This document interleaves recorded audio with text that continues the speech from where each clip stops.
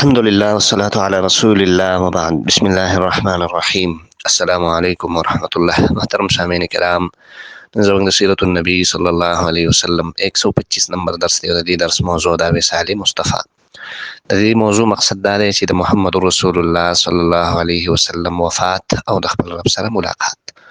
پرون موږ ویلو چې د ژوند آخري ورځ ده او رسول الله صلی الله علیه وسلم د سختي په ټیم کې تکلیف ورته هم شوی دی او حضرت فاطمه رضی الله عنها خواته راغوښتې د خبرې ورسره وکړې.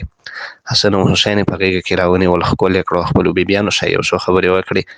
صحابه کرامو ته یې د لمونځ په باره کې او د خپلو خادمانو په باره کې یو څو پیرې نصیحت وکړه او هغه الفاظ یې دوهرا وکړو. د دې نه وروسته حضرت عایشه رضی الله عنها فرمایي چې رسول الله صلی الله علیه وسلم د ژوند بیخي اخري یو څو لمحې وې چې هغه تېره شوې او هغه دا چې نبی کریم صلی الله علیه وسلم سر مبارک د حضرت عایشه رضی الله عنها په غېږه کې دی او داسې په دې غېږه کې رسول الله صلی الله علیه وسلم ډډه لګولې ده. عایشه رضی الله عنها وروسته بیا د الله د نعمت په توګه باندې د دې خبرې بار بار تذکره کوله، ویله الله په ما دا ډېر لوی نعمت و چې د رسول اکرم صلی الله علیه وسلم د ژوند اخري یو څو لمحې هغه زما په نمبر کې، زما په کور کې او زما په غېږه کې تېرې شوې. ویل خدای زما د خولې لاړې د رسول الله د خولې د لاړو سره یو ځای کړي، په دې به ډېره خوشحاله وه. او هغه داسې ویل زما رور راغی عبدالرحمن ابن ابي بکر، د حضرت عایشې رضی الله عنها رور دی، د ابوبکر رضی الله عنه زوی. ویل په لاس کې مسواک و. نبی کریم صلی الله علیه وسلم د مسواک ته داسې کتل. حضرت عایشه رضی الله عنها پوه شوه چې مسواک غواړي، نو رسول الله ته یې ویل راواخلم. نبی علیه السلام خبرې نه شوې کولی، په سر یې اشاره وکړلې ده. حضرت عایشه رضی الله عنها د عبدالرحمن رضی الله عنه د لاس هغه مسواک راواغسته، نبی کریم صلی الله علیه وسلم ته یې ورکړو. نبی علیه الصلاة والسلام چې داسې خولې کې دغه کړو نو مسواک پرې کلک ولګېد. نو بیا یې داسې حضرت عایشې ته وکتل. عایشه رضی الله عنها وایي چې زه پوه شوم چې نبی علیه الصلاة والسلام دا مسواک سخت دی، نشي استعمالولی. ما ورته ویل چې نرم یې کړم.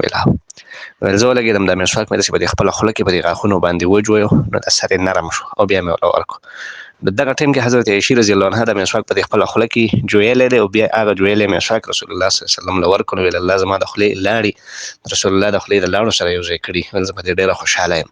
او نبی کریم صلی الله علیه وسلم ډېر په خوند او په مزه باندې په قلاره قلاره د مسواک استعمال کو او بیا وی خواته ورسره په لوښي کې اوبه پرتې وي. ویل د هغې نه دا اوبه داسې راغستې رسول الله به د خپل لاس او خپل مخ یې اچولې او دا کلمه یې ویله چې لا اله الا الله، لا اله الا الله، ان للموت لسکرات. د مرګ ډېرې سختۍ او بل روایت کې دا دی چې الله ته د مرګ د سختۍ په ما باندې اسانې کړه. کله ویل چې د نبي کریم صلی الله علیه وسلم د مسواک کېښودو، بس لاس یا ګوته یې دا د اسمان طرف ته اوچت کړو او د چت طرف ته په بره باندې نبي کریم صلی الله علیه وسلم د سترګې نیغې داسې پورته ونیوې او خوله یې خوځېده په دې شونډو باندې داسې څه حرکت و. حضرت عایشه رضی الله عنها ما ورته د غوږ نږدې کړه چې څه وي. نبي علیه الصلاة والسلام وي چې مع النبیین والصدیقین والشهداء والصالحین، الله د هغه انبیاء کرامو، د صدیقینو، د شهداو، د صالحه خلکو ملګرتیا غواړم کومو باندې چې تا نعمتونه کړي. اللهم اغفر لي وارحمني، الله ما ته بخښنه وکړه، ما ته معافي وکړه، الله په ما رحم وکړه. اللهم الرفیق الاعلی، ای الله چې ته رفیق اعلی. دا کلمات یو څو ځلې نبی کریم صلی الله علیه وسلم دوهرا وکړو او بس د دې نه وروسته رسول الله صلی الله علیه وسلم ساه وخته. کله چې نبی کریم صلی الله علیه وسلم روح پرواز وکړو د رب العالمین طرف ته او د نبی کریم صلی الله علیه وسلم چې کوم ژوند د دنیا هغه ختم شو، په دې ټیم کې د رسول اکرم صلی الله علیه وسلم عمر 63 سال او 4 ورځې، یعنی 63 کاله او 4 ورځې عمر د نبی کریم صلی الله علیه وسلم مکمل شو. د سختي ټیم او داسې نور ښه ګرم شوی چې په دې ټیم کې رسول الله صلی الله علیه وسلم د دنیا نه رخصت شو. انتهایی د غم، د درد او د پریشانۍ ماحول او په مدینه کې چې ګیر چاپېره دا خبر خور شو کنه، په هر کور باندې غم او درد او پریشانی او یو سخت مصیبت په دې موقع باندې چې د هغې وضاحت حضرت انس رضی الله عنه کړی دی. حضرت انس فرمایي وایي چې په کومه ورځ باندې رسول الله مدینې ته راغلی وایي ما ته په خپل ژوند کې د هغې نه تابناکه او د هغې نه ښایسته او ښکلې ورځ نه ده یاده. دومره ښایسته ورځ وه چې د الله رسول راغی د مکې نه او د مدینې خلک چې څومره خوشحاله وي، د هغه ورځ یې ښکلې ورځ ما ته په ژوند کې نه ده یاده. خو په کومه ورځ وایي چې رسول الله وفات شو داسې قبیحه او داسې توره ورځ او داسې یو بیکاره ورځ وي ما ته په خپل ژوند کې چېرته نه ده یاده چې په موږ باندې راغلي څومره چې د رسول الله صلی الله علیه وسلم د وفات دا ورځ وه. حضرت فاطمې رضی الله عنها ته چې کله خبر وشوه د هغې د خولې نه د الفاظ وخته یا ابتاه اجاب ربا دعاه، ای زما بابا جانه چې رب درته ویلي و تا د رب خبره لبیک ووې، یعنې الله رب العالمین ویلي و چې زما حبیبه نور دې زه غواړم او رسول الله اجازت ورکړو. یا ابتاه من جنت الفردوس مأواه، ای بابا جانه هغه شخصیت چې ستا ټکانه جنت الفردوس دی.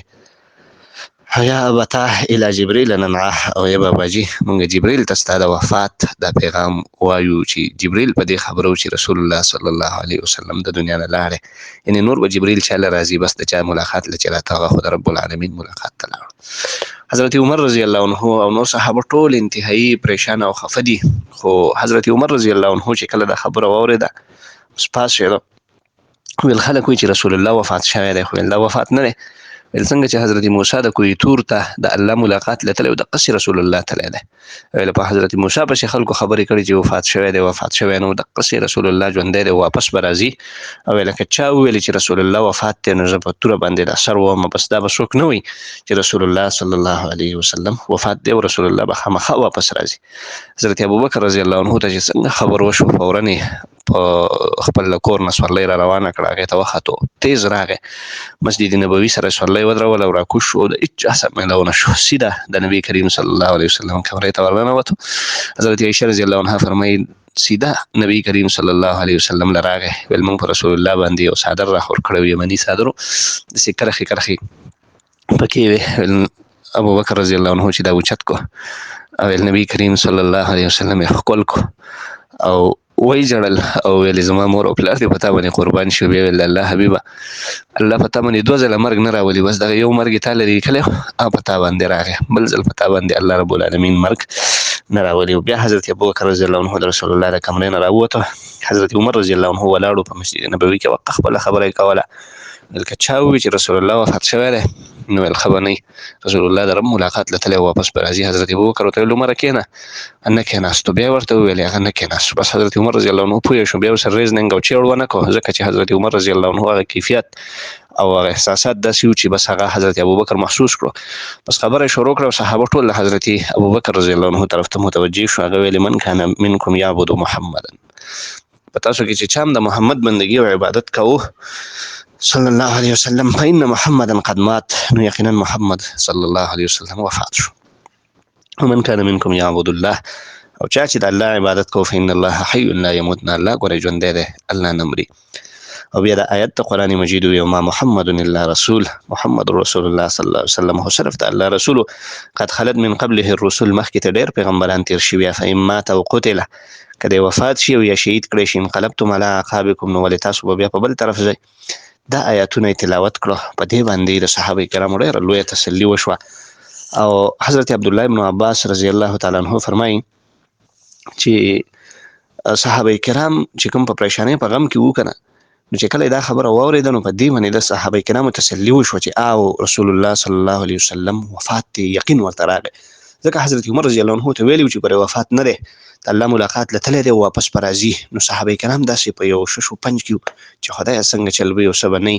خو چې حضرت ابوبکر رضی الله عنه دا خبره وکړه چې فإن محمدا قد مات، نو به صحابه کرام په دې خبره باندې یکسو شو چې او رسول الله د دنیا سفر کړی دی. او بیا حضرت ابن عباس رضی الله عنه وی چې دا آیات کله حضرت ابوبکر تلاوت کړ کنه چې وما محمد الا رسول، چې محمد صلی الله علیه وسلم خو صرف د الله رسول او قد خلت من قبله الرسل فإن مات او قتل انقلبتم على اعقابكم، چې دا آیات وی ول داسې مخصوصي ده چې دا آیات د دینه مخکې چرته اړو نازل شوی نه و، نه څوک د دینه خبر و، بس ول په دې ټیم دا داسې به دې زړونه ولګېدو او له هر چا په خوله باندې دا آیات او هر سړي به بس د دې تلاوت کو چې وما محمد الا رسول قد خلت من قبله الرسل، هر سړي به دا وي. حضرت سعید بن مسیب رضی الله عنه وی چې حضرت عمر فاروق رضی الله عنه ویلې چې ما د ابوبکر رضی الله عنه نه دا آیات واورېده کنه چې فإن مات او قتل انقلبتم على اعقابكم، چې د رسول وفات شي یا شهید کړه شي نو تاسو به بیا واپس کېږئ. نو زما یقین راغی چې رسول الله وفات شوی دی. ویل زه داسې حیران او پریشان شوم او بیا ویل پوه مې ملګرتیا نه کوله چې ودرېدلی بس په ځمکه باندې راپرېوتم چې یقینا رسول الله وفات شوی دی. دا وګورئ دا د رب العالمین د نظام ته انسان حیران او پریشان شي چې د حضرت عمر رضی الله عنه د اسلام واقعه را یاده کوي، نو په څه نیت باندې راوتی و د کوره، او اوس دې حالت ته وګورئ چې بیا رسول الله وفات شوی دی، نو برداشت کولی نه شي. بعضې خلکو دا هم لیکلي چې حضرت عمر په دې پوه و چې رسول الله وفات دی، خو دا خبره یې برداشت کولی نه شوه، چې لکه اوس په خلک دا خبره کوي چې رسول الله وفات دی، نو ویلي و چې که چا د خولې نه دا الفاظ وخاته نو ښه به نه چې د رسول الله د وفات ټکی به نه وایه، بس دا زه نشم برداشت کولی. او یو هغه وخت و چې ده ویل چې نه زه ځم وژنم، او اوس او بیا چې کله پوه شو چې یقینا رسول الله وفات دی، بیا ټینګ نه شو، ځمکه باندې را پرېوتو لاندې. دا یو لوی غم او درد، ټول صحابه کرام حیران او پریشان دي، او رسول الله صلی الله علیه وسلم د رب العالمین طرف ته سفر کړی دی او د الله سره ملاقات او د روح د رسول الله صلی الله علیه وسلم پرواز کړی دی. صحابه کرام رضی الله عنهم دا نقل دي، فرمایل به چې کله بیا په موږ باندې د شو غم راغی، د چا برور وفات شو، د چا پلار او د چا بچی، که هر څومره غم به راغی که نه، ویل موږ به ځان ته بیا د رسول الله غم را یادوه، او موږ به وایو چې کل مصیبت بعدک جلل یا رسول الله، هر یو مصیبت الله رسول ستا نه وروسته هېڅ هم نه دی. یعنې که د لوی نه لوی غم به راغی که نه، موږ به چې غم ځان ته اسانوو، نو موږ به د رسول الله غم را یاد کړو چې دا غم موږ برداشت کړی دی که نه، نور غمونه هېڅ هم نه دي، د پلار او د رور او د بچي او د عزیز او رشته دار دا غمونه هېڅ هم نه دي. غم خو بس دغه یو غم و چې هغه د الله د رسول غم و، او هغه موږ باندې تېر شوی دی، بس د هغې نه وروسته به نور غمونه به موږ نه راتله. دا سړی سوچ وکړي په خپل ژوند کې چې د ټولو نه سخت لمحات کوم تېر شوي، سخت درد تېر شوی، د هغې نه وروسته که هر څومره دردونه راشي، خو هغه درد چې سړی را یاد کړي دا نور دردونه پرې هېرېږي، دا د ټولو نه لوی غم او درد و. دا یوازې د صحابه کرامو دپاره نه، بلکې دا د دې ټول امت دپاره. خو که چېرته داسې یوی هغه شاعر وایي چې که په دې دنیا کې چېرته څوک ژوندی پاتې کېدی د ټول عمر دپاره، او داسې وایي چې په چا باندې مرګ نه راتلی، نو لکان رسول الله فيها مخلله، رسول الله صلی الله علیه وسلم به بیا په دې دنیا کې همیشه وی، خو بس دا د الله فیصله ده چې هر څوک به دې نه ځي، کل من علیها فان، څوک چې په دې دنیا دی هغه به ځي، او یبقى وجه ربک ذو الجلال والاکرام، یو د الله رب العالمین ذات به پاتې کېږي، بل به هېڅوک هم پاتې نه شي. دیو جن رسول الله صلی الله علیه وسلم د رب العالمین ملاقات لاړو او د دنیا نه سفر وشو. دې نه وروسته د رسول الله صلی الله علیه وسلم د تجهیز او د تکفین چې کومه مرحله ده د رسول الله د غسل او د جنازې، د هغې تفصیلات به انشاءالله بیا په روان درس کې ووایو. واخر دعوانا ان الحمد لله رب العالمین.